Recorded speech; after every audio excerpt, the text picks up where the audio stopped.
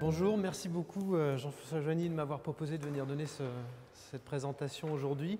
Je vais vous parler donc du lien entre la physique et la médecine, notamment les ultrasons et la médecine. Et avant de commencer, je voudrais vous montrer une phrase que j'aime beaucoup de Louis Pasteur qui dit qu'il n'y a pas de catégorie de sciences auxquelles on puisse donner le nom de sciences appliquées. Il y a la science, la physique fondamentale et la physique appliquée, mais il ne faut pas les séparer. Il faut qu'il y ait un continuum vraiment entre le fondamental et l'appliqué. Et le lien entre la physique et la médecine, il est dû à ça, en fait, à ce continuum. Ce n'est pas facile de le faire, parce qu'il faut qu'on apprenne à se parler. Un physicien a du mal à parler à un médecin et réciproquement, ce n'est pas facile. Et je vais essayer de vous montrer comment on peut le faire et comment on a appris à le faire, nous, à l'Institut Langevin et à l'ESPCI. Alors, il y a eu un très bel exemple, il y a une centaine d'années de ça. Hein. Un des plus beaux exemples, c'est Pierre et Marie Curie qui ont découvert au début du XXe siècle le radium. Donc à l'époque, l'ESPCI n'avait pas de S, c'était l'EPCI, il n'y avait pas de supérieur. Mais très rapidement, il y a eu des applications cliniques. Vous voyez ici une bombe au radium, un chirurgien, le professeur Chicoteau, qui faisait un traitement sur le sein.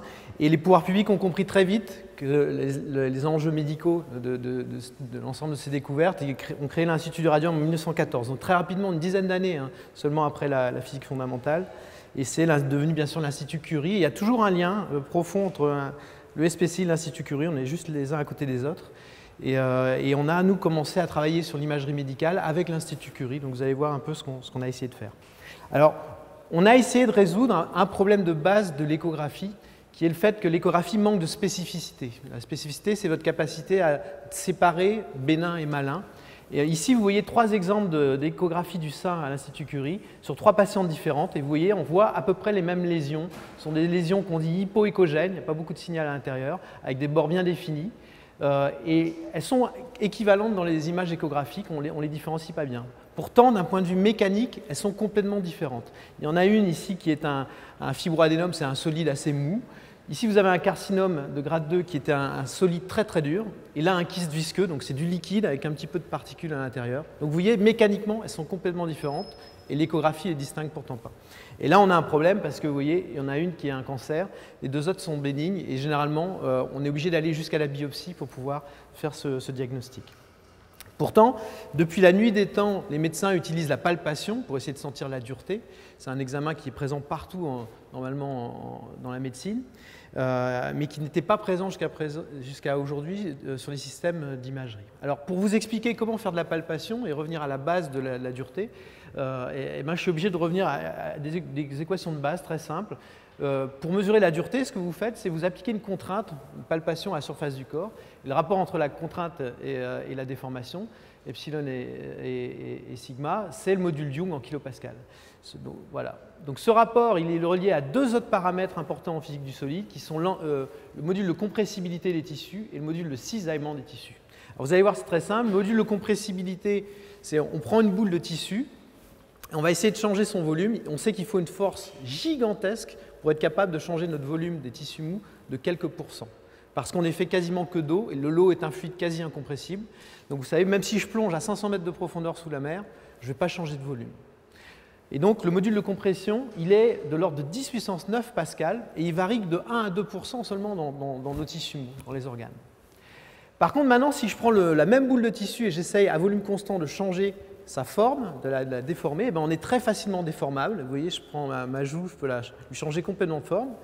Et donc, le module de cisaillement, lui, il est tout petit, 10 puissance 3 pascal généralement, et il varie énormément d'un organe à l'autre. Ce module de cisaillement, dans les tissus mous, il est intéressant parce que dans les tissus mous, on a une formule un peu magique qui vous dit donc que le module de compression est gigantesque devant le module de cisaillement. Et comme il est gigantesque, si on prend cette équation ici, on voit que mu s'en va, k s'en va, il ne reste plus que E égale 3 mu. Donc dans les solides mous, on a le module Young qui est directement relié au module cisaillement. Donc c'est ce que vous sentez quand vous mangez un bon beefsteak, vous êtes capable de dire que la viande est tendre par votre capacité à la cisailler entre les dents. Donc si on veut mesurer la dureté du corps humain, qui est normalement sentie par la palpation, on peut essayer de mesurer plutôt le module de cisaillement des tissus. Alors pour faire ça, on peut essayer de regarder quelles sont les ondes qui se propagent dans le corps. Les ondes mécaniques qui se propagent dans le corps, il y en a 2 types. une onde de compression, comme on a deux paramètres, compression et cisaillement, une onde de compression, l'onde P, qui se propage par compression successive, et puis l'onde de cisaillement qui se propage comme en sismologie, en cisaillant le milieu, c'est celle qui est dangereuse pour les sismologues, c'est l'onde S, qui peut détruire pas mal d'immeubles.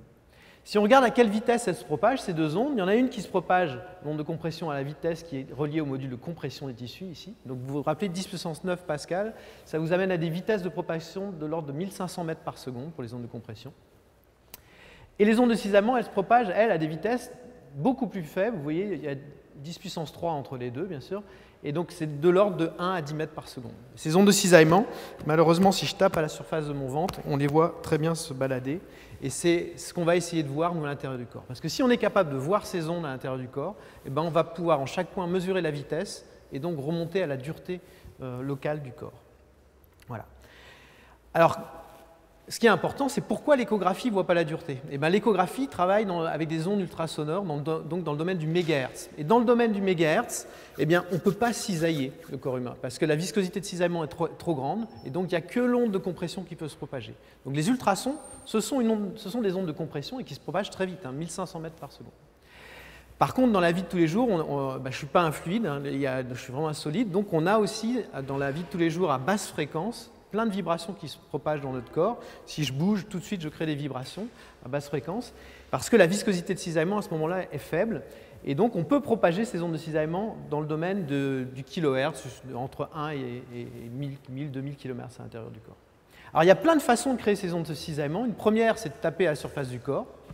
C'est ce qu'on utilisait au début pour mesurer la dureté. On peut aussi utiliser des vibreurs naturels. Le cœur est un vibreur naturel. Toutes les secondes, il crée des contractions et crée des vibrations qui se propagent le long des artères, qui se propagent dans les tissus autour. On peut utiliser les cordes vocales. Lorsque je parle dans le régime du kilohertz, donc je crée des ondes de compression dans l'air, mais je crée aussi des vibrations de cisaillement à l'intérieur du corps. Et puis il y a une dernière façon de créer des vibrations qu'on appelle entre guillemets, le vent ultrasonore, c'est de créer une force acoustique qui va pousser les tissus à distance et faire une palpation virtuelle, et c'est ça que je vais utiliser tout à l'heure. Voilà.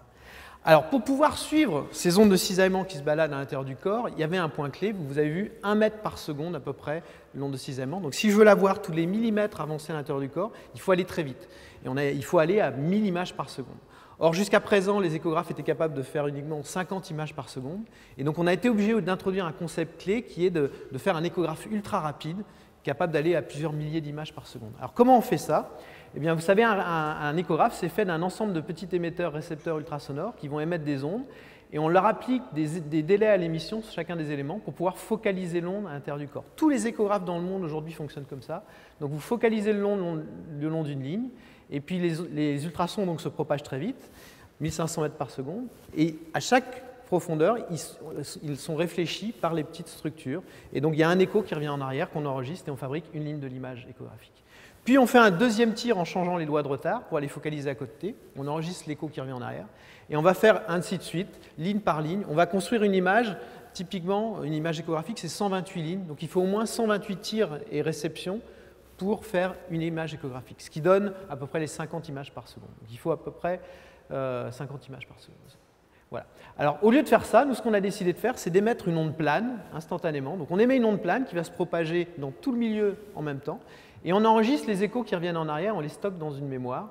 Et ensuite, à partir de cette mémoire, on va essayer de retrouver d'où venaient les échos en faisant une opération de retournement temporel. Et donc, on va faire du parallel processing, en fait, et on va faire une image complète du milieu, mais en un seul tir. Et donc, vous voyez, vous multipliez la cadence de l'échographe par 100, et vous atteignez des dizaines de milliers d'images par seconde. Voilà. Donc, on passe de 10 millisecondes pour faire une image à 100 microsecondes, typiquement. Voilà. Alors, on a fait ce premier système en 98. Vous voyez, c'était une énorme armoire remplie d'électronique. Alors, ce qui était fantastique à l'époque pour un prototype de recherche comme celui-là, c'était qu'on avait des électroniques, chaque voie était indépendante. On pouvait piloter chaque élément du réseau échographique de manière indépendante. On avait une technologie qui était bien à l'époque, pour l'époque, 256 mégabytes de mémoire, et on pouvait acquérir jusqu'à 5000 images par seconde. Et on pouvait donc comme ça avoir des bouffées de 100 millisecondes en cadence ultra rapide. Donc ça, c'était bien pour la recherche. Ce qui n'allait pas et ce qui n'était pas très bien, vous voyez, en 98, il fallait 40 minutes à 1 heure de processing une fois qu'on avait fait l'acquisition de 100 millisecondes pour pouvoir gérer les données.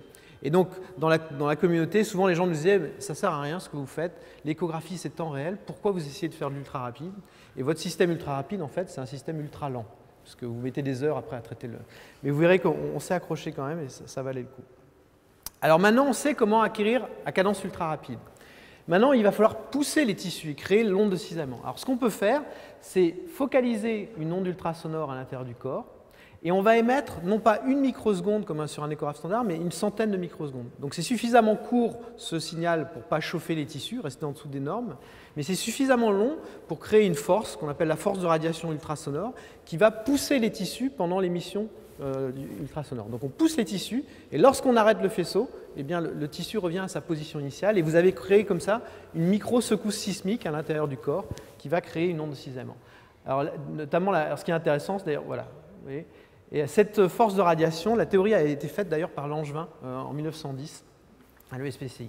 Dans notre cas, en fait, cette force, elle est directement reliée à l'intensité acoustique. C'est juste la variation du flux de vecteur de Poynting et une partie est absorbée dans la zone focale et c'est ça qui va créer la force vers la… Voilà. Donc pour pouvoir faire cette sismologie du corps humain, eh ben, on le fait avec une barrette échographique très conventionnelle. En fait, on ne change rien à l'examen échographique du patient.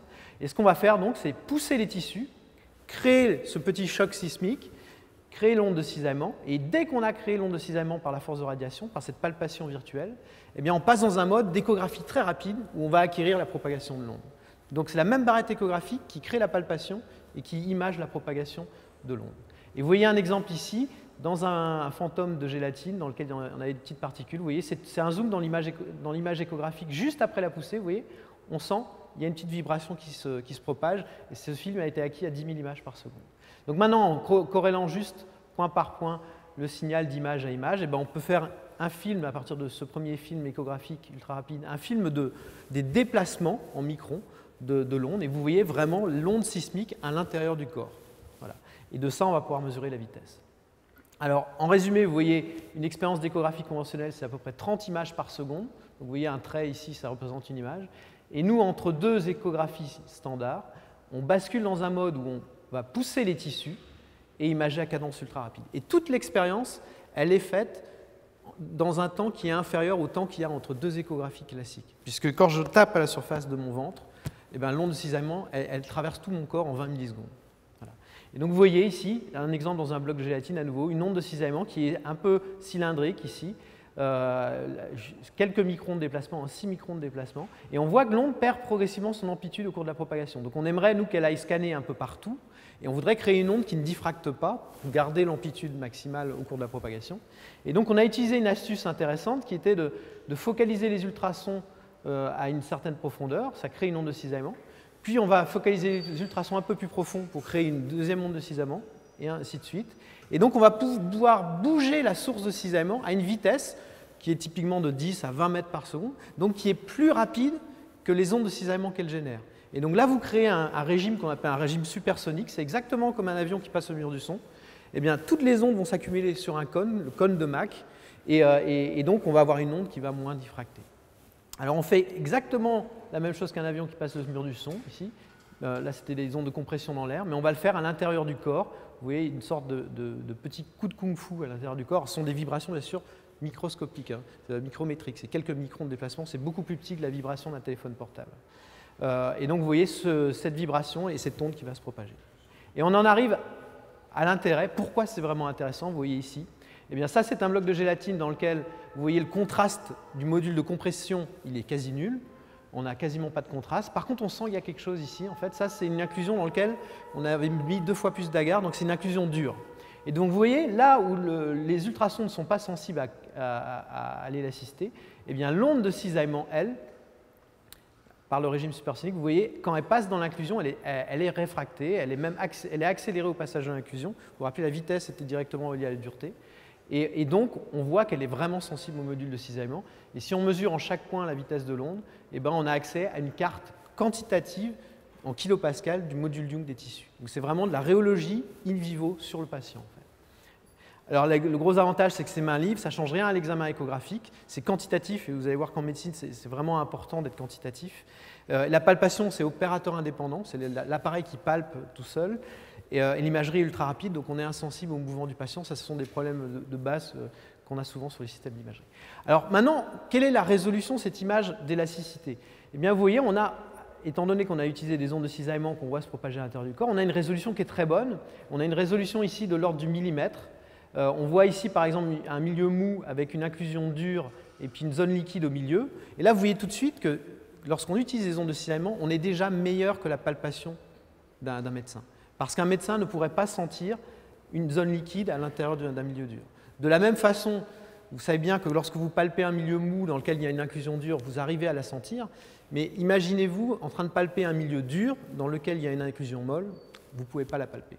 Donc vous voyez, là, on voit vraiment qu'on peut aller plus loin que la palpation et avoir une très belle image. La résolution, elle est de l'ordre du millimètre, et donc on a un phénomène de super résolution. Puisque vous voyez, les ondes de cisaillement qu'on utilise sont de l'ordre leur longueur d'onde est de l'ordre du centimètre. Et par contre, l'image qu'on fait a une résolution de l'ordre du millimètre. Alors pourquoi ça?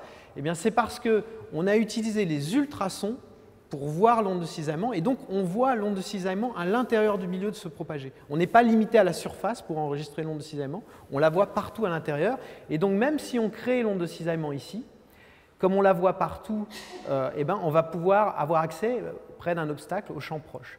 Pourquoi on a ça? Ça, c'est si on compare à la sismologie en géophysique, eh ben, vous voyez, c'est parce que les ultrasons nous donnent en fait des petits capteurs sismiques partout à l'intérieur du milieu. Donc en chaque pixel, on a un petit senseur qui est l'image ultrasonore. Voilà. Alors ça, c'est le concept qu'on appelle, nous, imagerie multi-ondes. C'est vraiment un concept de physicien. Vous voyez, on a une onde 1 ici qui est l'onde de cisaillement qui a une mauvaise résolution spatiale. Lambda est de l'ordre d'un centimètre. Si on n'utilisait que l'onde de cisaillement, on pourrait faire des images qui ont seulement 1 à 2 cm de résolution. Par contre, son contraste est intéressant pour le médecin, pour le diagnostic. Maintenant, on a une onde 2 qui est l'onde ultrasonore, qui a une très bonne résolution spatiale, mais un contraste, vous avez vu, pas si intéressant que ça, souvent pour le diagnostic. Et donc, en mélangeant ces deux ondes, en créant des interactions entre les ondes, eh bien, on va être capable de créer une image qui a le contraste intéressant avec la bonne résolution. Donc, ce n'est pas ce qu'on appelle la multimodalité en médecine, vous savez, où on prend deux systèmes, un système PET, un système IRM, et on met les deux images l'une par-dessus l'autre. C'est vraiment pas la même chose, c'est vraiment, on prend les ondes des deux systèmes, on les fait interagir, et on crée une image qui va être le résultat de l'interaction et qui va prendre les bonnes caractéristiques des deux ondes. Voilà. Il y a plein de méthodes qui utilisent ce concept d'imagerie multi-ondes. Là, je vous montre, c'est un papier dans lequel on a essayé de faire une review de ces techniques. On mélange les ondes de cisaillement avec les ultrasons, les ondes optiques avec les ultrasons, les ondes électromagnétiques avec les ultrasons. Il y a énormément d'approches multi-ondes en fait en médecine. Alors à partir de ces travaux, on est passé à l'Institut Curie en clinique sur des patientes. Vous voyez ici on a un carcinome dans l'image échographique, on ne voit pas très bien les bords. Et regardez le film de l'onde de cisaillement qu'on va créer à l'intérieur ici. Voilà. Donc là, vous voyez, l'onde de cisaillement, elle part très lentement dans le parenchyme. On voit qu'elle se propage lentement ici, dans cette zone-là. Et par contre, elle se propage très très vite dans cette zone-ci. Vous voyez, elle part très vite. On ne la voit quasiment pas. Donc on voit que cette zone-ci, vitesse lente, est molle. Cette zone-ci est dure. Si on analyse maintenant ce film directement, et on obtient ce type de carte. Vous voyez, il y a un contraste énorme. On voit apparaître la lésion. Il faut savoir que certains carcinomes peuvent être jusqu'à 30 fois plus durs que les tissus sains environnants. Voilà. Alors, à partir de ça, on a créé une start-up en fin 2005 avec Mathias Fink, Jacques Souquet, Claude Cohen-Bacri. Elle est juste à côté d'ici, à Aix-en-Provence, et elle a une très forte croissance. Ils sont aujourd'hui 120 personnes. Il y a eu plus de 102 millions d'euros d'investissement. C'est la plus grosse levée de fonds en Europe sur les 10 dernières années en medtech. Et la société marche bien puisqu'ils ont vendu déjà plus de 700 systèmes dans le monde depuis 2009 dans plus de 50 pays en fait, sur le marché de la radiologie. Alors vous voyez, pour faire ça, il faut quand même beaucoup de temps pour passer de concepts fondamentaux comme l'imagerie ultra rapide, la palpation par force de radiation. Il faut quand même plein de prototypes et plus d'une dizaine d'années pour arriver à un système commercial. Alors, pour pouvoir faire ce système commercial, en fait, il a fallu passer aussi des ruptures technologiques. Et ça va changer beaucoup les ultrasons dans les 10 ans qui viennent. Et ça va vraiment changer la façon de faire l'échographie. Je vais vous expliquer pourquoi. Bien au-delà, d'ailleurs, de la société qu'on a créée. Regardez, en fait, ces 4 images de fœtus au cours des 30 dernières années. On voit que la qualité des images se sont améliorées, les images échographiques, parce qu'on a des meilleurs capteurs, plus sensibles, des meilleurs électroniques. Mais ce qui est fou dans ces images, c'est que la façon de créer l'image n'a pas changé depuis 30 ans. C'est-à-dire comme je vous l'avais dit, on focalise le long d'une ligne, on enregistre ce qui revient, puis à côté, on enregistre ce qui revient. Il n'y a pas eu de changement sur la façon de fabriquer l'image depuis 30 ans. Par contre, dans les années 80, quand les radiologues faisaient leurs images, eh bien, leurs enfants commençaient à jouer aux jeux vidéo. Je suis sûr qu'il y en a plein dans la salle qui ont joué à ce jeu de tennis, les plus vieux en tout cas. Et puis vous voyez, le marché des jeux vidéo s'est énormément amélioré. Maintenant, on a des puissances de calcul dans les PlayStation qui sont fantastiques.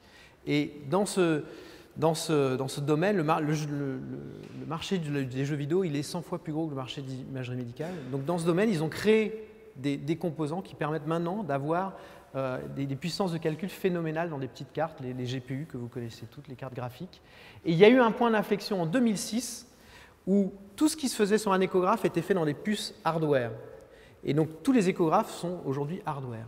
Et il y a eu ce point d'inflexion qui a fait qu'en 2006, il devenait possible de numériser les données qui arrivaient sur l'échographe, de les envoyer sur un bus très rapide, 4 GB par seconde jusqu'à un processeur, et de faire l'image non plus en hardware mais en software.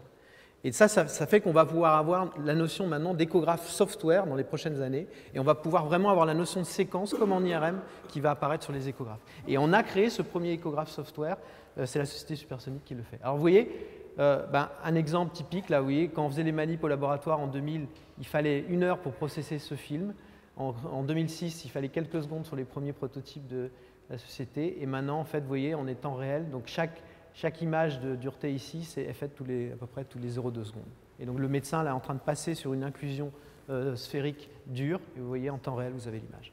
Et ça marche en clinique. Donc c'est vraiment la loi de Moore qui a permis ça. Hein. Voilà. Et vous voyez, en clinique, ça c'est sur un patient, c'est le foie d'un patient, et on voit ici la lésion, la tumeur qui est plus dure. Voilà. Alors, ça a un vrai impact majeur en clinique pour le cancer du sein, notamment. Regardez ici 3 patientes à l'Institut Curie. Non, c'était à Lyon, excusez-moi, à Lyon, professeur Touras. 3 patients, 3 fibroadénomes. Vous voyez, l'élasticité est assez faible, enfin la dureté est assez faible, quelques kilopascales. Donc là, normalement, on ne s'inquiète pas. Ici, c'est une 4e patiente qui était jeune, une trentaine d'années, qui a été consultée dans un cabinet de radiologie en ville. Et puis, on lui a dit, il n'y a pas de problème, revenez dans quelques mois. Et puis, elle stressait quand même. Elle est allée à l'hôpital.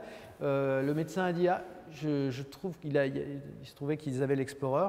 Le médecin a vu qu'il y avait une petite zone ici qui était un peu bombée, mais pas trop. Et regardez avec l'Explorer tout de suite ce qu'on voit.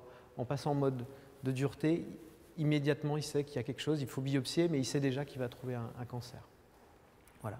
Alors, au-delà des tests qu'on a fait nous à l'Institut Curie, ensuite la société a fait plein de tests donc un gros essai multicentrique, 20 hôpitaux dans le monde, les meilleurs centres sur l'imagerie du sein, et ils ont montré sur plus de 2000 patientes qu'il y a une très forte augmentation de la spécificité des ultrasons si on lui apporte la valeur de dureté pour le diagnostic du cancer. Voilà. Alors, c'est vraiment une technologie de rupture. Pourquoi? C'est parce qu'on est capable d'être quantitatif, donc on mesure le module Young de manière en temps réel, et on le mesure pour chaque pixel de l'image. Et ça, c'est important, c'est par l'imagerie ultra rapide qu'on est capable de faire ça. Donc c'est vraiment de la rhéologie du corps humain en temps réel en imagerie. Et ici, vous voyez lorsqu'ils ont présenté le système en 2010 au congrès de radiologie, le grand congrès de radiologie américain, qui est 65 000 personnes, il y a un journaliste qui parlait de la technologie en disant que si Supersonic arrive à faire vivre son potentiel, l'élastographie pourrait devenir la plus grande avancée en ultrasons depuis le Doppler des années 70. Et vraiment, c'est dû à ces 3 paramètres, et je vais essayer de vous montrer pourquoi c'est important. La quantification, c'est important parce qu'on peut suivre les patients. On va pouvoir suivre les patients au cours du temps. Vous voyez ici une patiente en chimiothérapie à Curie, juin, juillet, août, octobre 2011. On voit en échographie que la tumeur va diminuer de taille, mais on a du mal à bien définir le volume et les bords. Si vous passez en élastographie, on voit les zones de dureté. Au bout de 2 mois, on voit que le traitement réagit très bien. Et la tumeur a très fortement diminué et s'est très fortement ramollie. Voilà. Comme on est quantitatif, on peut aussi suivre par exemple la fibrose hépatique. Ici, vous voyez, c'est quelqu'un qui est sain, qui est jeune, qui n'a pas fait trop d'excès, donc le foie est très mou. Et puis ici, c'est quelqu'un qui a une cirrhose hépatique, donc très très dure. Et si on regarde l'évolution de la dureté mesurée sur pas mal de patients, sur une centaine de patients, en fonction de leur degré de fibrose, et bien on voit bien qu'il y a une corrélation entre fibrose et élasticité. Étant donné qu'on est temps réel, eh ben, on va pouvoir guider les biopsies, par exemple. Et ici, c'est un exemple qui est intéressant à l'hôpital Necker. C'est Jean-Michel Correas qui a, sur un patient, donc une biopsie de la prostate. Vous voyez en échographie standard avec flux sanguin, on ne voit rien. On passe en IRM avec injection d'agent de contraste, on ne voit rien sur ce patient-là. Et vous voyez, si vous passez en échographie et que vous commencez à faire l'image d'élastographie ici, on voit en fait une zone très dure ici qui fait quelques millimètres, qui est persistante dans l'image. Et lorsque Jean-Michel va prélever à peu près 10 ou 11 carottes de tissu pour sonder toute la prostate, puisqu'aujourd'hui on ne peut pas faire ça, on n'a pas de moyen de guidage, eh bien les 11 sont négatifs, excepté celui qui a été pris dans cette zone. Donc vous voyez, on peut penser que l'élastographie va permettre en partie de guider les biopsies dans l'avenir. Comme on est temps réel, on peut aussi suivre les changements d'élasticité au cours du temps. Et notre corps, on peut très bien changer de dureté très facilement dans le système, par exemple, musculaire. Et vous voyez ici, c'est un exemple de carte d'élasticité dans le mollet, le gastronecmus et le soleus. Le patient est au repos. Vous demandez au patient de mettre son pied en extension, le gastronecmus se contracte. Vous mesurez un très fort changement de dureté, alors que le soleus, lui, il n'est pas contracté, pas du tout sollicité. Et puis vous lui demandez de faire le mouvement inverse du pied, et c'est maintenant le soleus qui se contracte. Donc il y a beaucoup d'applications en médecine sportive, en musculo-squelettique, parce que ces paramètres modules Young n'étaient pas mesurés jusqu'à aujourd'hui in vivo chez l'homme pendant la contraction, par exemple. Voilà. Alors, il y a des choses qui sont encore plus intéressantes dans le domaine de la cardiologie, par exemple.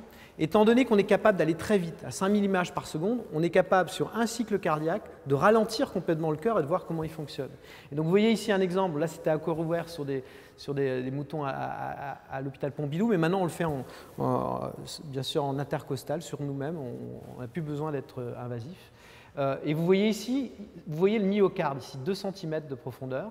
Et je vais vous montrer, on va essayer de créer des vibrations de cisaillement 10 fois par seconde. Donc la chambre cardiaque est là. Vous voyez, en fait, là, le muscle est relâché, l'onde va tout doucement. Et maintenant, le muscle va se contracter et hop, on sent que l'onde commence à aller de plus en plus vite. Voilà, elle va très vite. Donc au moment où on se contracte, le muscle devient très dur et donc vous avez accès à cette évolution de l'élasticité en systole et en diastole. Donc on peut définir une élasticité systolique et une élasticité diastolique. Et ce qu'on a pu montrer, c'est que l'élasticité au pic de la systole, c'est-à-dire au moment où le cœur est le plus contracté, sa dureté est directement reliée à la contractilité cardiaque. Et ça, c'est extrêmement important parce que aujourd'hui, pour mesurer la contractilité cardiaque, on le fait en plaçant des sondes de pression dans le cœur, donc c'est invasif. On mesure un changement de volume au cours du temps, et donc on fait ces courbes de pression-volume, et ensuite on demande un test d'effort au patient, donc soit on lui injecte une drogue, et donc soit on lui demande un test d'effort, et c'est ça qui permet de mesurer la contractilité cardiaque. Vous voyez, c'est extrêmement lourd. Maintenant, vous allez pouvoir, en mesurant juste la dureté au pic de la contraction, eh bien, avoir accès à ce paramètre. Et ça a été prouvé ici dans un papier de Mathieu Pernaut, un beau papier dans le journal de cardiologie, le JACC, où on voit l'élasticité, on injecte du calcium dans le cœur, et donc vous voyez l'élasticité en diastole lorsque le muscle est complètement passif ne change pas. Par contre, l'élasticité en systole, au pic de la contraction, change énormément avec la concentration en calcium. Voilà. Alors, il y a le fait d'être temps réel et quantitatif, c'est intéressant aussi pour d'autres applications, notamment regardez la carotide ici sur un patient. Vous savez, lorsque vous placez votre doigt sur la carotide, vous sentez l'onde de pouls passer. L'onde de pouls, c'est les valves cardiaques se ferment et créent une onde de pression dans le fluide, dans vos artères, et cette onde de pouls va passer au niveau de la carotide à un moment et va distendre l'artère. Et vous voyez ici, si on va palper à la surface de l'artère, ici, 10 fois par seconde, hop, et ben on va être capable de mesurer la dureté dans un seul cycle cardiaque, et on va voir exactement la même chose que tout à l'heure, un changement de rigidité et une redescente ici. Ce changement de rigidité, il apparaît au moment où l'onde de pouls passe. Donc l'onde de pouls distend l'artère et change la dureté. Donc vous avez accès aux propriétés non linéaires, vous avez l'élasticité, mais vous avez accès aussi aux propriétés non linéaires, donc le changement d'élasticité en fonction d'une contrainte externe sont les paramètres de Landau, et on a accès à ces paramètres de Landau maintenant de manière, enfin le paramètre A qui est quantitatif. Voilà. Alors maintenant on peut aller au-delà, et vous savez qu'il y a une technique très belle qui existe en IRM, qu'on appelle le DTI, l'imagerie du tenseur de diffusion en IRM. Et ben, on est en train d'essayer de mettre au point une technique qui pourrait être similaire en ultrason, qu'on appelle Elastic Tensor Imaging. On va essayer de mesurer le tenseur d'élasticité, parce que certains matériaux sont plus compliqués qu'un milieu simple isotrope, certains matériaux sont anisotropes, et bien sûr les muscles le sont, puisqu'ils sont composés de fibres comme ceci. Et donc lorsque vous créez une onde qui se propage le long des fibres, ici chez l'homme, le long des fibres, l'onde se propage beaucoup plus vite que transversalement aux fibres. Et donc si vous regardez comment l'élasticité change ou la vitesse change en fonction de l'angle de la sonde par rapport à vos fibres, vous allez retrouver à la fois l'élasticité transverse, l'élasticité longie, et donc vous allez trouver la direction exacte des fibres. Donc pour le muscle, ici c'est simple, hein, mais dans le cœur, ça va être intéressant. Alors il y a des choses fondamentales extrêmement intéressantes là-dedans dans ces manips, parce qu'on peut mesurer l'élasticité le long des fibres, l'élasticité transverse, mais aussi la viscosité. Et il y a quelque chose qui est extrêmement intéressant lorsque vous contractez un muscle, l'élasticité le long des fibres, la dureté le long des fibres augmente, bien sûr il durcit, mais en transverse, l'élasticité ne change pas, c'est la viscosité qui change énormément. Donc contracter votre muscle, ça revient à fabriquer un super absorbeur aux ondes de cisaillement, et on a pu montrer ça avec des belles manips de quantification. Donc si vous faites le même type d'approche sur le cœur, vous tournez la sonde échographique et vous allez regarder l'élasticité à l'intérieur du myocarde, donc ici sur 2 cm de myocarde, et que vous remontez à la direction où la dureté est la plus grande, vous avez accès à la direction des fibres dans le myocarde, ici, en ultrason, et on a comparé ça au DTI en IRM, et on trouve le même type de résultat. Donc il y aura un analogue du DTI par ultrason. Alors, il y a plein de nouvelles applications de tout ça. Vous voyez, aller jusqu'à une compagnie qui va créer un système, c'est intéressant parce qu'il y a un vrai cercle vertueux à l'innovation. Ils nous ont fabriqué des machines finalement qui sont sensationnelles pour refaire de la recherche. Il y a plein de nouvelles applications à l'imagerie ultra rapide. Notamment, eh bien, on a des vibrations qui se propagent de manière transitoire dans le corps en permanence. Et si vous regardez, lorsque vous excitez électriquement un muscle, avec un système pour faire de la musculation, et bien en fait vous créez un potentiel d'action, vous allez contracter une fibre musculaire, et si maintenant en imagerie ultra rapide, vous regardez comment les tissus se contractent, vous allez avoir accès à la trace mécanique finalement de l'activité électrique. Donc c'est des ondes qu'on appelle les ondes électromagnétiques, et donc on voit électromécanique. On voit la propagation de ces potentiels d'action, et on le voit parce qu'on est capable d'aller très vite à quelques milliers d'images par seconde. Alors, est-ce que ça pourrait être intéressant dans le cœur, par exemple? Ben oui. Alors, avant ça, je peux vous montrer ici des excitations où on regarde dans le muscle d'un volontaire des excitations très faibles électriques, et on est capable de voir exactement, en regardant l'énergie de cisaillement à l'intérieur du milieu, on est capable de voir exactement le réseau de fibres qui a été sollicité lors de l'excitation. Voilà. Alors, c'est intéressant, notamment dans le cœur. Regardez, lorsqu'on excite électriquement le cœur, on va avoir une contraction et puis une dilatation du cœur. Donc si on regarde ici ce que ça donne in vivo chez l'animal, chez les moutons, et maintenant on le fait sur nous maintenant. Vous voyez ici, on coupe le cœur en short axis dans cette direction. Vous voyez ici, on a les 2 chambres cardiaques, le myocarde, le septum ici au milieu. Donc en rouge et bleu, ce sont les déformations. Et donc on voit les déformations, alors là ici c'est la dilatation en bleu, puis la contraction en rouge, ça c'est ce qu'on voit sur un échographe standard. Mais comme on a une cadence très rapide, vous voyez, on voit beaucoup de contractions transitoires entre ces deux fortes contractions et dilatations. On voit beaucoup de vibrations transitoires, et ça, ce sont les ondes électromécaniques. Donc on a accès aux ondes électromécaniques le long de la surface du cœur. Vous voyez ici toute cette information. Donc c'est extrêmement intéressant pour tout ce qui est resynchronisation cardiaque. On va pouvoir de l'extérieur voir ces ondes électromécaniques, alors que l'EEG les détecte bien, la trace temporelle, le CG, pardon, le détecte très bien, mais n'est pas capable de faire une image de la propagation de ces ondes. Voilà. Alors, il y a quelque chose qui est encore plus intéressant. C'est un travail qu'on a fait depuis 3 ans en collaboration avec des collègues de la Pitié-Salpêtrière. Et je voudrais surtout ici citer Ivan Cohen, un de nos collègues avec qui on a beaucoup travaillé sur ce thème. C'est un électrophysiologiste qui est un spécialiste de l'épilepsie à la Pitié. Et on a réussi à faire une avancée dans le monde du Doppler grâce à l'imagerie ultra rapide. Ça va nous permettre de rentrer dans le monde des neurosciences. Et je vais essayer de vous expliquer pourquoi. Si on regarde les principales modalités d'imagerie fonctionnelle du cerveau, il y en a 3 qui sont très connues. Bon, je ne les ai pas toutes mises, hein, mais la modalité phare, c'est l'IRM fonctionnel, parce qu'elle a une très bonne pénétration, donc elle est capable de voir le cerveau entier, très bonne résolution spatiale. Par contre, la résolution temporelle et la sensibilité ne sont pas très bonnes. Si vous voulez voir une zone qui s'active lorsque vous avez un stimulus auditif, il faut répéter plusieurs fois le stimulus auditif et moyenner pour voir sortir un changement d'activité. Ici, l'imagerie PET, qui est une imagerie métabolique, a une très bonne pénétration. Par contre, très mauvaise résolution spatiale et temporelle. Et puis l'imagerie optique, elle a plein d'avantages, résolution spatiale, temporelle, la sensibilité aussi. Et par contre, malheureusement, elle est limitée à la surface du cortex, elle ne pénètre pas à l'intérieur du milieu.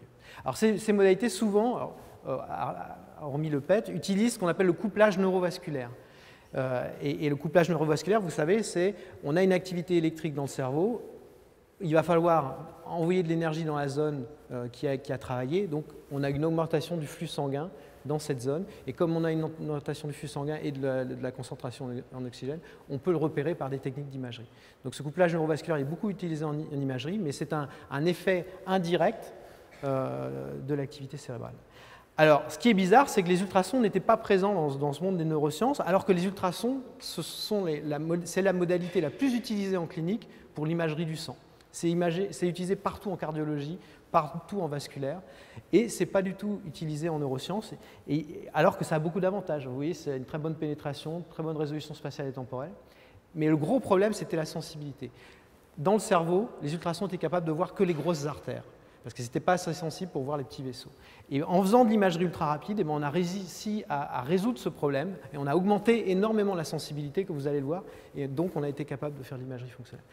Alors là, j'ai triché un tout petit peu, je ne vous ai pas dit qu'il y a un deuxième problème que j'ai passé sous silence, qui est le crâne. On n'a pas résolu le problème de la traversée du crâne, donc aujourd'hui on le fait dans des zones où il n'y a plus de crâne. Vous allez voir que ça a quand même énormément d'applications, ce n'est pas un énorme problème. Voilà. Alors, pourquoi on a réussi à augmenter la sensibilité des ultrasons pour voir les flux sanguins? Vous voyez, en imagerie conventionnelle, ce qu'on fait, c'est qu'on focalise le long d'une ligne, comme en échographie standard. Mais pour voir le sang, il va falloir tirer plusieurs fois au même endroit, donc à peu près une dizaine de fois au même endroit, et on va regarder le pixel, comment il change au cours du temps. Si le pixel ne change pas d'amplitude, eh ben, ça veut dire qu'il n'y a pas de mouvement, et donc c'est un signal plat qu'on appelle le signal Doppler. Si maintenant il y a du mouvement dans la zone, eh bien, le pixel va changer d'amplitude, et donc on va avoir à chaque tir une modification qu'on appelle le signal Doppler. Maintenant, pour faire une image complète du flux, on ne peut pas rester longtemps au même endroit. On est obligé d'aller à côté. Et donc, on va pouvoir faire au mieux 10 tirs à un endroit, mais on va être obligé d'aller très vite à côté. Et donc, typiquement, pour faire une image du flux sanguin dans le cerveau, il faut faire 10 tirs à un endroit, puis tirer à côté, puis à côté, et faire 128 lignes comme ça. Donc, 1 millier de tirs pour être capable de faire une image de flux sanguin. Chaque pixel de l'image, vous voyez, eh ben, il aura été vu une dizaine de fois ou une quinzaine de fois. Vous voyez, ça, c'est le signal Doppler, c'est les modifications au cours du temps. On n'a qu'une dizaine d'échantillons. Si maintenant, on regarde l'intensité de ce signal Doppler, et ben on obtient ce type de courbe dans le cerveau. Vous voyez, c'est la vascularisation du cerveau. Donc ici, on voit les artères, c'est le cerebral blood volume, et c'est l'imagerie conventionnelle. On ne voit pas grand-chose, on voit uniquement les grosses artères. Maintenant, on va faire de l'imagerie en onde plane. Donc on émet une onde plane, on enregistre ce qui revient en arrière, et on va faire, pour être honnête, exactement le même nombre de tirs qu'on en avait en imagerie conventionnelle. Donc à peu près 400, 500, 1000 tirs, pour être à peu près au même nombre. Et donc, on va avoir beaucoup plus de données, c'est vrai, mais vous voyez, chaque pixel, maintenant, va avoir une variation temporelle qui est beaucoup plus importante. On a énormément plus d'échantillons. Et là, vous voyez tout de suite sur l'animal, au lieu d'avoir quelques échantillons, on a tout ça. Alors, on voit tout de suite un signal basse fréquence, et ça, c'est la pulsatilité cérébrale, c'est le tissu qui bouge. Et au-dessus de tout ça, eh bien, on a un petit signal haute fréquence qui est le mouvement des globules, et c'est le mouvement du sang. Et donc maintenant, comme on a énormément d'échantillons, eh bien, si on regarde l'intensité Doppler, vous voyez, on voit une augmentation de la sensibilité d'un facteur quasiment 50. Et donc, on commence à voir partout toute la vascularisation du cerveau, et notamment la vascularisation dans le cortex, dans le thalamus ici. On peut le faire dans plein de coupes. Et vous voyez là, la première fois qu'on montrait ces images à des médecins, ils me disaient tous, je leur demandais de quelle modalité ça venait, ils pensaient tous que c'était de l'imagerie scanner avec injection d'agents de contraste. Et vous voyez, ça, c'est uniquement des ultrasons. L'image échographique qui est derrière ça, elle est horrible, c'est un bruit. C'est juste un bruit. On n'arrive pas à voir en échographie, il faut vraiment aller chercher le flux très, très, très petit. Alors, comme on est capable de voir, vous voyez, avec une très grande sensibilité le flux, eh ben, on va essayer de faire donc on peut regarder en 3D aussi, vous voyez, bon, ça c'est des choses qu'a fait Ivan Cohen à la Pitié-Salpêtrière. On voit complètement, c'est de l'angiographie ultrasonore, on a accès à la vascularisation au cerveau d'un rat in vivo, de manière très propre. La résolution, là, c'est à peu près 100 microns. Et maintenant, on va essayer de voir comment faire de l'activité fonctionnelle. Donc, la manip de base de l'imagerie fonctionnelle, c'est, vous savez, de faire vibrer les moustaches d'un rat, puisqu'on sait que chaque moustache d'un rat est reliée directement à une zone du cortex. Et donc, il suffit de faire vibrer ces moustaches, et on va normalement voir une augmentation de l'activité dans le cortex, donc augmentation de l'activité des neurones et donc augmentation du débit sanguin. Et donc on devrait essayer de le détecter par ultrason. Et voilà le type de résultat qu'on va obtenir. Donc ça, en niveau de gris, c'est l'image du flux sanguin, la baseline, c'est vraiment le flux sanguin à l'état de repos. Ici, vous allez voir quand on fait vibrer les moustaches, ça va passer en on, et vous verrez l'hyperperfusion dans le cortex. Vous voyez, on va voir hyperperfusion ici dans le cortex, et on la voit aussi dans le thalamus, dans le relais dans le thalamus. Voilà. Donc ça, ici, vous avez une technique qui a une résolution de l'ordre de 100 microns, et qui a une résolution temporelle qui pourrait être qui est de la milliseconde, mais en fait qu'on utilise sur un cycle cardiaque, donc à peu près 200 millisecondes. Mais la résolution spatiale et temporelle sont sans commune mesure par rapport à la résolution spatiale et temporelle de l'IRM. Voilà. Alors, bien sûr, il faut enlever le crâne. Voilà. Comme on a une résolution temporelle et spatiale très importante, on peut essayer de regarder ce qui se passe quand on a une crise d'épilepsie. Et donc, Ivan Cohen a déclenché une crise d'épilepsie ici dans le cortex chez un rat. Et donc, on va regarder l'activité au cours du temps. Donc, en rouge, vous verrez les hyperperfusions. En bleu, vous verrez l'hypoperfusion. Et le film passe en accéléré. Hein. C'est un film qui dure presque 1 heure. Donc, vous allez voir des ondes se propager, les cortical depression waves. Ces ondes, elles se propagent très lentement, en fait, 3 mm par minute, à peu près. Voilà.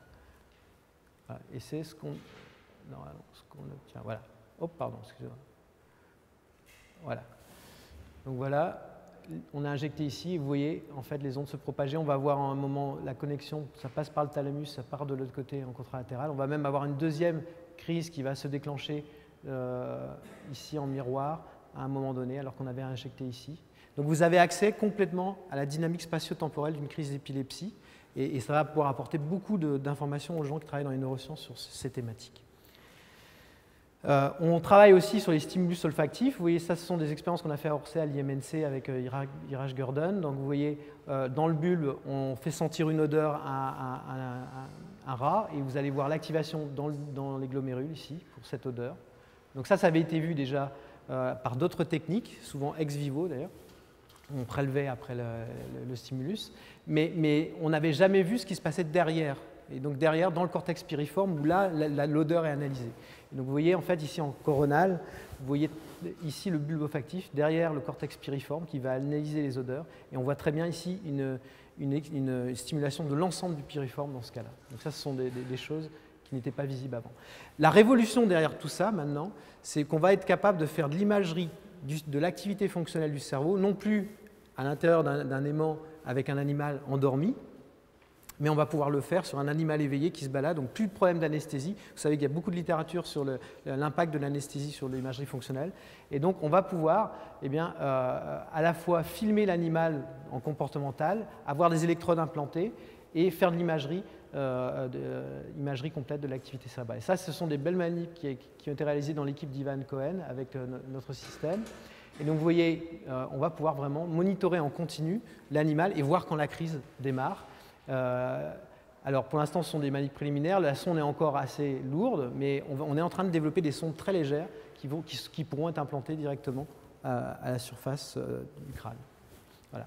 Et voilà le type de résultat qu'on obtient. Alors je vais passer juste derrière parce que j'ai un problème avec le film. Donc vous voyez, ça c'est un rat Gahertz, un modèle génétique de crise d'épilepsie, les crises absence. L'animal, quand il a une crise, il s'arrête de bouger et on va voir l'ensemble de la crise. Et puis à la fin de la crise, il se remet à bouger. Donc vous voyez l'animal ici, on voit l'imagerie fonctionnelle et on voit ici les modifications. Donc là, c'est du bruit pour l'instant. On va voir les modifications de flux sanguin. Donc ici, vous voyez une baisse de l'activité. Dans le cortex, une forte activité. Là, on est pendant la crise, hein, ça c'est le G. Donc cortex qui est très activé. Ensuite, on va avoir une activation ici dans le thalamus. Et à la fin de la crise d'épilepsie, on voit une activité forte, très forte dans l'hippocampe. Voilà, ici, vous voyez. Voilà. Et ensuite, l'animal sort de la crise et il se remet à bouger. Donc, on a vraiment accès à la télé de l'activité par le couplage neurovasculaire in vivo. Voilà. Je suis presque où hein. Donc, j'en arrive presque à la fin de cet exposé. Le but, c'est de pouvoir faire de l'imagerie fonctionnelle en clinique. Alors, je vous disais, on a un problème avec le crâne. Il y a des applications, bizarrement, en fait, il y a des applications pour lesquelles on n'a pas de crâne. Ce sont des applications intéressantes parce que ce sont des applications où l'IRM finalement est peu présente. en imagerie fonctionnelle. Première application, les enfants, les bébés prématurés, la fontanelle dans les premiers mois n'est pas encore refermée, et donc on fait de très belles échographies par l'ouverture de la fontanelle, et on peut donc avoir accès, dans ce cas-là, à l'activité fonctionnelle. Vous savez, faire de l'IRM fonctionnel sur un enfant prématuré, c'est très compliqué parce qu'il faut amener la couveuse dans un IRM, changer de service, il faut des matériaux amagnétiques, c'est vraiment très compliqué. Donc là, vous voyez, notre but, c'est d'aller vers l'imagerie fonctionnelle des prémas. On travaille beaucoup avec l'hôpital Robert Debré et Olivier Bode sur cette problématique. Vous voyez une image échographique d'un bébé. On voit extrêmement bien déjà le corps calleux, le thalamus, le cortex, la médullaire. Et maintenant, si vous regardez l'imagerie ultrasensible par onde plane, on a accès au flux comme on ne l'avait jamais vu avant. En échographie Doppler conventionnelle, on voit à peu près ça. Alors qu'ici, vous voyez l'ensemble de la vascularisation qui est en train d'apparaître. Ici, un autre exemple en coronal, en sagittal, on voit l'ensemble de la vascularisation du thalamus et la vascularisation dans le cortex. Donc on est en train de se lancer sur l'imagerie fonctionnelle chez l'enfant. Alors, il y a une autre application, c'est l'imagerie péropératoire, directement en chirurgie. On ne peut pas facilement faire du péropératoire avec un IRM. Ici, avec les ultrasons, on pourra, à l'avenir, directement sur le cerveau du patient, aller voir l'activité fonctionnelle, notamment, par exemple, pour essayer de repérer le foyer épileptique. Donc, il y a beaucoup d'applications. Là, je finis ma conclusion, c'est peut-être deux messages. Le premier, c'est prendre des risques. Si vous regardez l'évolution de la technologie des ultrasons dans les 30 dernières années, 40 dernières années même, il y a toujours eu une innovation scientifique et quelque chose dans la technologie qui permettait de faire ça. Les microprocesseurs ont permis de faire de l'imagerie temps réel, les DSP ont permis de faire du Doppler, les systèmes convertisseurs analogiques numériques bas coût ont permis de faire de l'imagerie en compound, focalisée, et la miniaturisation, les systèmes portables. Et l'ultra-fast, en fait, c'est l'apparition des GPU qui a permis de faire ça. Et vous voyez, en fait, le laboratoire, on a pris un risque, nous, scientifiques. En fait, au laboratoire, en 1996, on a commencé à travailler sur cette imagerie ultra rapide, à une époque, en fait, où on savait que la technologie n'existait pas pour qu'on aille en clinique. Et donc, c'était un risque, et pendant quelques années, les gens se moquaient souvent de nous en nous disant « ça ne sert à rien ». Alors, on avait cette grosse machine énorme, vous avez vu, mais on ne pouvait pas passer en clinique avec ça.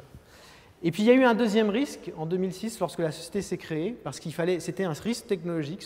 La société a été la première à créer un échographe basé sur l'utilisation des GPU pour faire de l'imagerie ultra rapide. Et donc ces deux risques scientifique et risque technologique, ont permis de faire ça. Et je pense que ça va être, je pense vraiment que dans une dizaine d'années, tous les échographes dans le monde feront de l'onde plane et feront plus du focalisé. Alors, une dernière chose, il ne faut pas opposer physique fondamentale et physique appliquée, il ne faut pas opposer recherche et innovation. Et vous voyez, dans l'équipe, on essaye de faire le grand écart. Le grand écart thématique, c'est une force. On essaie de publier dans Physical Review Letters, dans Radiologie, dans le meilleur journal de cardiologie ou dans des journaux généralistes. Et il n'y a vraiment qu'un endroit, un bel endroit en tout cas, où on peut le faire, c'est à l'ESPCI, où il y a un continuum comme ça entre physique fondamentale et application. Voilà, merci beaucoup. Je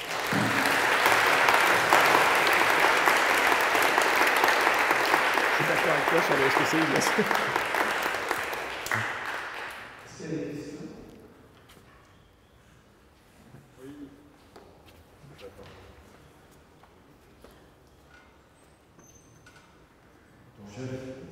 Oui. Oui, c'est La question que je posais, la première, était partie dans le temps sur les Renault.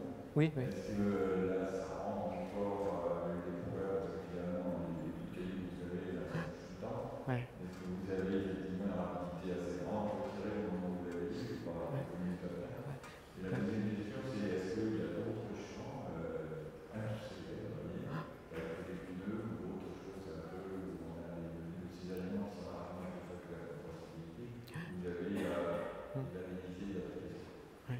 Alors, oui, sur la première question, sur les calculs rénaux, comment aller casser les calculs rénaux et qu'on traque en temps réel, on avait beaucoup travaillé là-dessus dans les années 96 à peu près avec le concept de retournement temporel.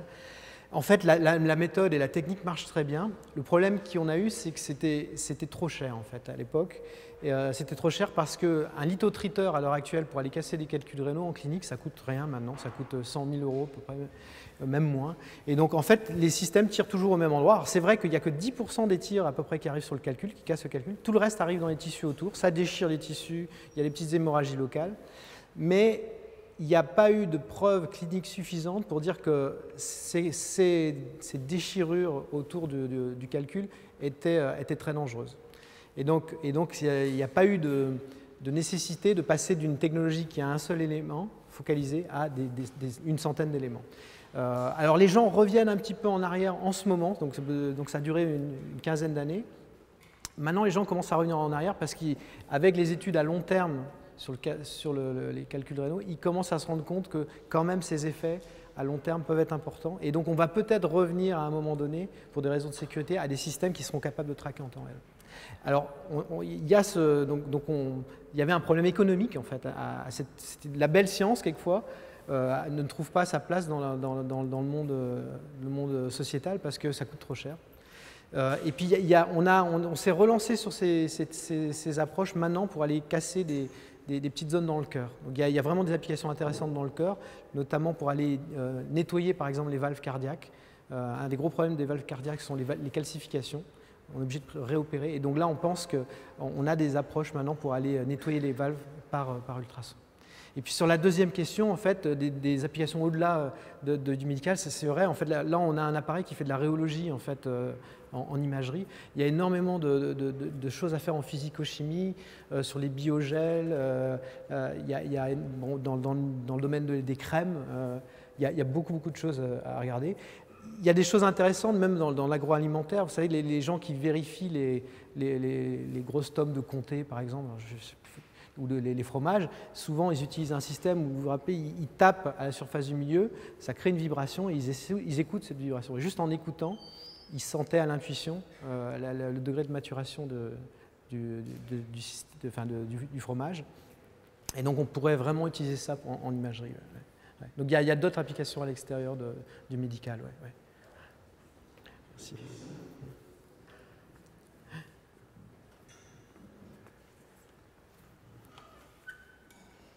Bonjour. Bonjour. Est-ce qu'il y aurait un risque vous restez toujours dans le régime élastique, est-ce qu'il y aurait un risque de déformer la tumeur dans le régime élastique de façon irréversible, ce qui rendrait plus difficile l'acte chirurgical derrière si vous avez une tumeur maladie, par exemple? Non, on les touche, en fait, on ne les touche quasiment pas. En fait. Les vibrations qu'on crée sont de l'ordre de quelques microns. Et donc, c'est moins que lorsqu'une tumeur dans le sein, lorsque le médecin appuie sur le sein pour essayer de le palper, ou dans la vie de tous les jours, lorsqu'on appuie, les déformations sont plus importantes que quelques microns. Donc, et le taux de cisaillement est assez faible, finalement. Donc non. On est vraiment dans des régimes de puissance qui sont très faibles, en fait. Par contre, ce qu'on peut faire, c'est en imagerie ultra rapide, essayer d'imager la propagation des ondes de cisaillement choquées, des chocs. On travaille beaucoup en ce moment avec l'Institut de recherche des études de la sécurité dans les transports à Lyon, l'INRETS à Lyon, parce que les ondes de cisaillement choquées peuvent créer des lésions importantes. Une ceinture de sécurité crée du cisaillement et lorsque l'onde focalise à l'intérieur du corps, elle peut créer localement des lésions. J'ai eu un accident de moto l'année dernière où je me suis enfoncé dans une voiture avec mon poitrail. J'ai rien eu du tout ici. Par contre, mon rein s'est sectionné alors qu'il était à un autre endroit. Et je suis convaincu le rein n'a pas beaucoup de non-linéarité élastique. Vous savez que la non-linéarité élastique est souvent reliée au seuil de rupture. Et il y a en fait des matériaux dans la matière molle qui se déforment, au moment où ils se déforment, changent beaucoup de dureté. Et donc la non-linéarité élastique est importante. Ceux-là, ils résistent bien. Ceux qui, lorsqu'on appuie dessus, ne changent pas de dureté, eux, ils rompent très facilement. Les gels, l'agar, quand on appuie dessus, il finit par rompre très facilement. Et c'est quelque chose qu'on a vu en clinique très bien. Si vous regardez des patients LR dans l'os avec l'hôpital Pompidou et Emmanuel Messas, les patients LR dans l'os ont une déficience du collagène dans les artères et les artères lâchent. Il y a des hémorragies très importantes sur les grosses artères parce qu'elles cassent. Et si on regarde l'élasticité au moment où l'onde de pouls passe, eh lorsque l'élasticité au repos, ces patients-là ont exactement la même élasticité que les patients contrôlent, les personnes normales. Par contre, au moment où l'onde de pouls passe, eh ben, leur dureté change moins que celle des gens qui n'ont pas de pathologie. Et donc, ils sont moins capables de changer leur dureté lorsqu'ils sont soumis à une contrainte. Donc, mais par rapport au cancer, il n'y a pas de... Vraiment, les vibrations sont trop faibles. Ouais. Par contre, une contrainte faible appliquée pendant un temps très long, là, ça peut avoir des effets sur le cancer. Jean-François Joigny a beaucoup travaillé là-dessus. Il y a des gens à Curie qui travaillent là-dessus. Ça, c'est vrai. Une contrainte faible, mais appliquée pendant plusieurs jours, peut jouer. Là, une contrainte très faible, et encore plus petite que ça, mais pendant 1 milliseconde, ça ne joue pas. On a des questions. Il y a des concurrents qui développent des systèmes similaires, généralement des situations de On a posé beaucoup de brevets dans les dernières années. Il y a une vingtaine de brevets de l'Institut dans la société supersonique. À l'heure actuelle, il n'y a pas de technologie similaire. Les gens essayent tous de faire de l'élastographie maintenant. Pendant très longtemps, les gros industriels faisaient de l'élastographie statique, c'est-à-dire qu'ils appuyaient sur le corps. C'était une technique qui n'était pas quantitative. Et donc les gens maintenant se rendent compte qu'il faut utiliser les ondes de cisaillement, qu'il faut utiliser la palpation à distance. Pour l'instant, ils ne le font pas avec l'imagerie ultra rapide, mais la clé, c'est l'imagerie ultra rapide. Et donc là, on est très très bien protégé. Donc a priori, il n'y a aucun problème de ce côté-là. Ouais. On a vraiment un portefeuille de brevets très important qui protège la société. Alors, par contre, c'est très dur de rentrer dans le marché de la radiologie. Aujourd'hui, le marché de la radiologie, ce ne sont plus que des très grosses sociétés, Philips, Siemens, GE, et puis plus petit, Hitachi, Toshiba. Donc, pour pouvoir rentrer sur ce marché qui est ultra concurrentiel, il faut vraiment arriver avec une technologie de rupture. Et à l'heure actuelle, on est seul avec cette technologie. Mais c'est sûr que la concurrence va arriver et il faut que la société se développe vite. Je voudrais faire remarquer qu'il y a une deuxième conséquence de l'évolution de la technologie et de la connaissance de la propagation des ondes, qui ne joue pas cette fois dans le domaine du diagnostic mais du traitement, puisqu'on a entendu dire que pour le traitement des tumeurs du cerveau, on avait des appareils qui permettaient des réflexions multiples et difficiles à analyser à l'intérieur du cerveau, mais dont on maîtrise le modèle par ordinateur qui permet d'appliquer des températures dans des zones très petites et sans invasion des tumeurs. Oui, ça en fait, je n'ai pas eu le temps d'en parler, mais on a un très gros projet là-dessus. On a eu une équipe, ça fait une quinzaine d'années qu'on travaille là-dessus. En fait, on a un système qui permet, à la pitié-salpêtrière, qui permet d'aller focaliser les ondes ultrasonores à travers le crâne. Il faut corriger les aberrations induites par le crâne, et on le fait en se guidant par l'imagerie rayon X. Et on a un système qui est actuellement à la pitié-salpêtrière et qui a été validé sur une vingtaine de cadavres humains. Donc on a fait toute la chaîne, les animaux, les moutons, les singes. On est passé ensuite au cadavre et le protocole clinique, j'espère, arrivera dans un an. La complexité sur ce type de technologie, c'est qu'on a besoin, il faut beaucoup d'argent et il n'y a plus vraiment d'industrie médicale en France et donc il faut la recréer. Et on espère vraiment que la société va réussir à grandir pour pouvoir recréer cette industrie médicale en France et pouvoir lancer des gros projets comme ça. Peut-être en s'appuyant sur des grands groupes français, mais c'est important que pour financer des projets de thérapie du cerveau, les montants d'argent sont énormes. À titre d'exemple, dans la course qu'on a eue sur cette recherche, on était en concurrence avec Harvard Medical School aux États-Unis. En recherche, ils ont eu beaucoup plus d'argent que nous, mais on est resté dans la course en permanence. En fait, il y avait 2 groupes dans le monde qui travaillaient là-dessus. Et les premiers papiers, vous verrez, ont été publiés à chaque fois par nous sur les projets de concept.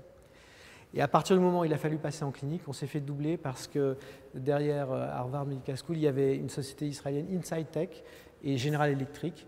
Et ils ont investi 150 millions de dollars sur cette technologie. Et donc là, ils commencent à rentrer en clinique depuis 1 an avec des résultats sensationnels. Des patients qui ont le tremblement essentiel, ils vont focaliser sur la taille d'un petit grain de riz. Ils brûlent la zone sur un petit grain de riz et le tremblement s'arrête. Donc c'est aussi extrêmement intéressant. Ouais, tous les troubles neuropathologiques, Parkinson, Alzheimer, tremblement essentiel, les syndromes Gilles de Tourette, les TOC, il y a tout un monde à explorer avec les ultrasons. Mais il faudra du temps parce qu'il faut se confronter. En face, il y a la radiothérapie qui a plus de 100 ans d'histoire, 100 ans de connaissances cliniques, ce qui est extrêmement important. Donc, ouais.